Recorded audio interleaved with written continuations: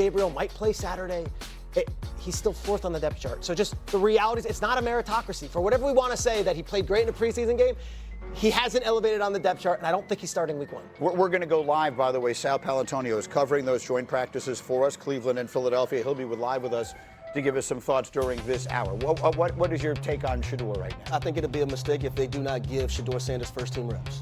I'm not saying you have to put him out there with the first team, but give him that opportunity to prove to everyone, especially the front office, Andrew Berry, the owner, Kevin Stefanski, the head coach, that he can operate. And this tells me everything. When you have a player like Shedeur, who's walking into the locker room for his first preseason game, and you see one of his teammates that plays on the defensive side of the ball, coming in with a boom box, basically endorsing Shedeur Sanders, and you see him on the sidelines with Myles Garrett as well, that tells me everything I need to know, Lou. How about the quote? I believe that Myles Garrett said something about the fact that, look, we're going to need you at some point this year. Yes. Something along those lines. I'm not quoting him. I'm saying something along those lines.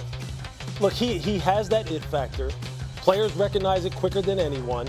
Because a lot of times, look, players just want to play with the best guys. They just want to have the guys out there that are going to help them win. They don't have any agendas. And I'm not saying Cleveland has an agenda, so people, everybody just stay calm here. But he has earned the right to take more reps with the guys who are going to be on the field come Sunday. I agree. He has earned that. Maybe not in spot number 1 on the depth chart, that's fine. That's cool. We still have more time.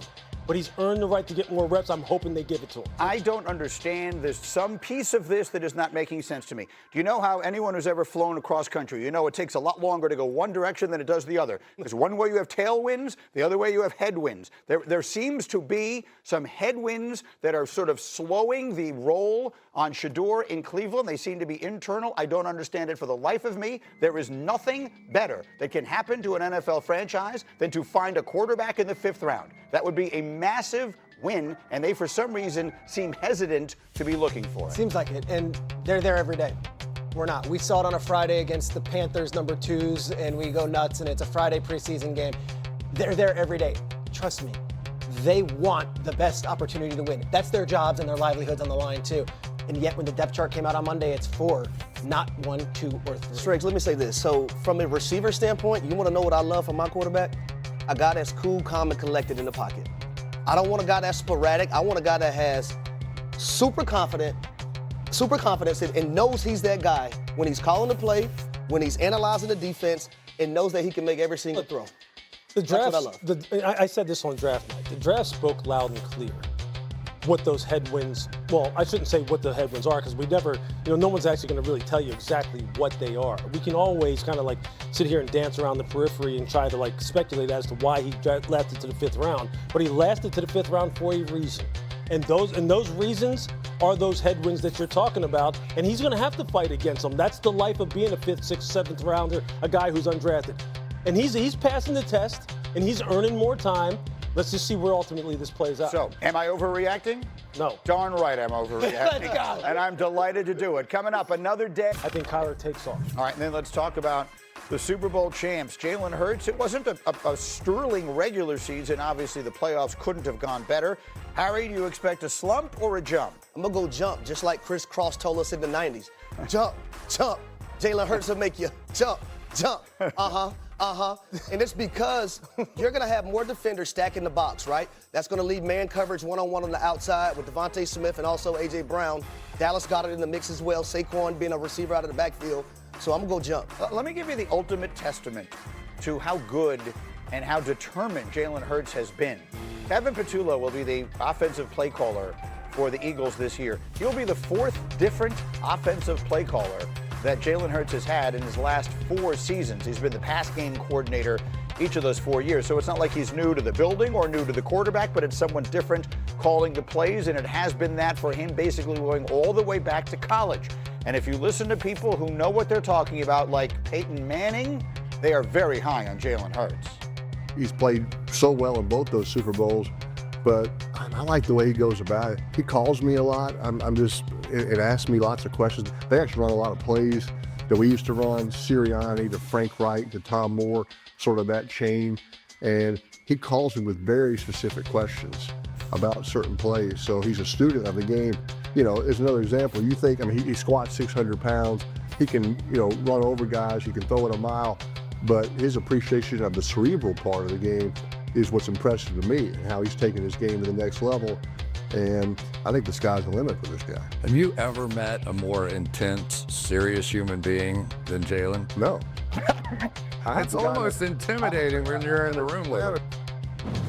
All right, so it's an interesting conversation with Peyton Manning and Chris Collinsworth about the young dynamic quarterback. And now we know the football season is here because Sal Paolantonio is live on Get Up. The Eagles and the Browns are having joint practices, and Sal's going to cover both sides of them for us today. Sal, let's start there with the team you know so well. Jalen Hurts, we've talked about all the coaching turnover, obviously winning the Super Bowl MVP. How is he adjusting in year one with Kevin Patullo? Well, Kevin Patullo is, as you mentioned, the fourth play caller in Jalen Hurts' ear in 4 years. If you go back to 6 years, it's the sixth play caller in his ear in 6 years, Greeny, and he's always had to adjust. But let me rephrase the question for you. It's really up to Kevin Patullo to adjust to Jalen Hurts, the Super Bowl MVP.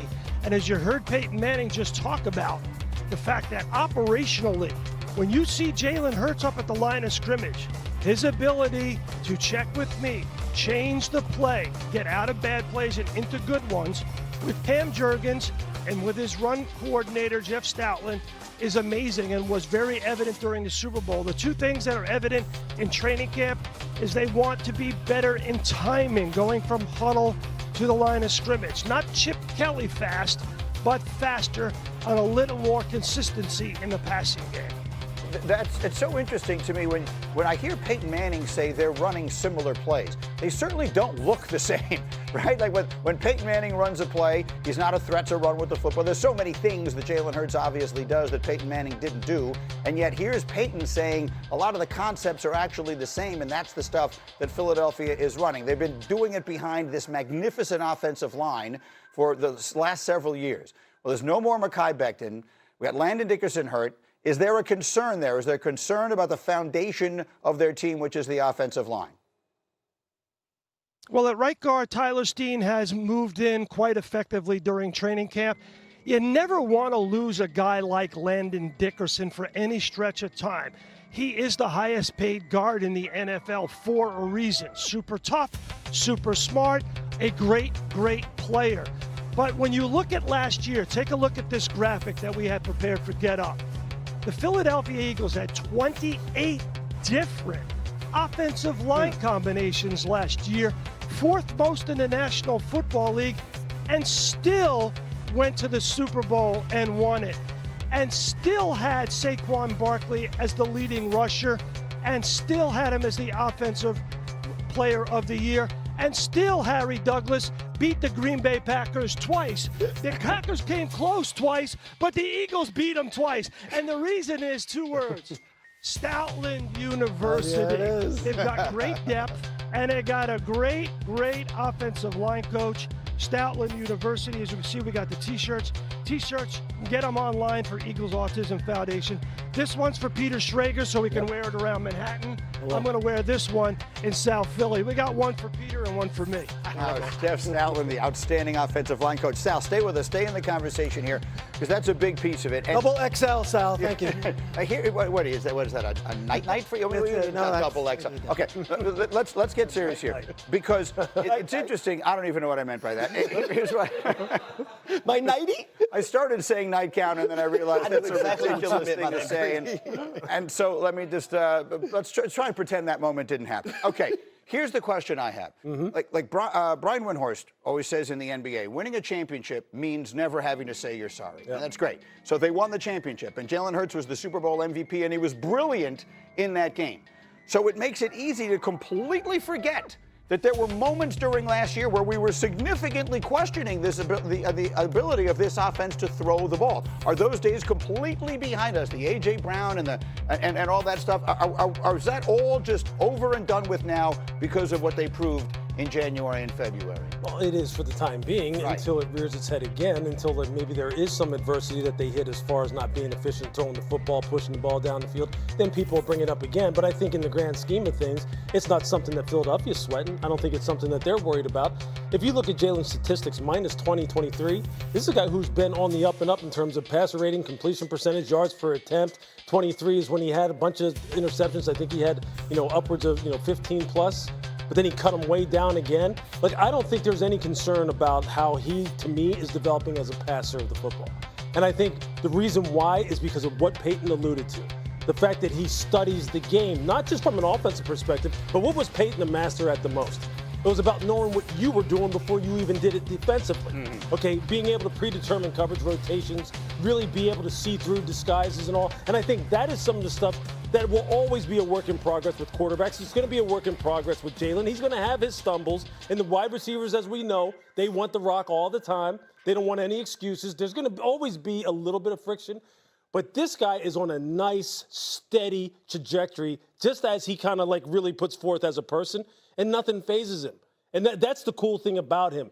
You're about as comfortable with him as you are with any of these quarterbacks in terms of what you're going to get. So Jalen Hurts is definitely going to get his opportunities this season because of Saquon Barkley and that run game. Now, it's easier said than done for the opposing team trying to limit that run game, but you better win on first and second down. Yeah. Because if you don't win on first and second down versus the Philadelphia Eagles, you're dead in the water. It's over for you. You're not going to stop them. So when you can win on first down and now you force a 3rd and 15, a 3rd and 9, and you can rush 4 and drop 7, you have a better chance in that capacity than playing man coverage on the outside. Sure. Jeremy Fowler does noble work polling everyone about the top 10 quarterbacks, top 10 wide receivers. I'd be curious if Jeremy was to poll GMs and coaches around the league what they think of Nick Sirianni. I don't know if he'd be top 10. And yet for that team, he's number 1. I feel the same way about Jalen Hurts. You might rather have Josh Allen. You might rather have Justin Herbert. Of course, on paper, for that team and for what they do, Jalen Hurts is the perfect quarterback. And that's the fit that matches. Sal, give it a final word. Well, I've been around this team for 34 years, Greeny, and I have not seen a player as focused and as determined to get back to the top of the mountain as Jalen Hurts this season. He is the son of a coach. I always like those kind of guys. And you look at all of the adversity he's overcome in his career, Alabama to Oklahoma, into the NFL, and all the ups and downs. All right, Sal, stay close by because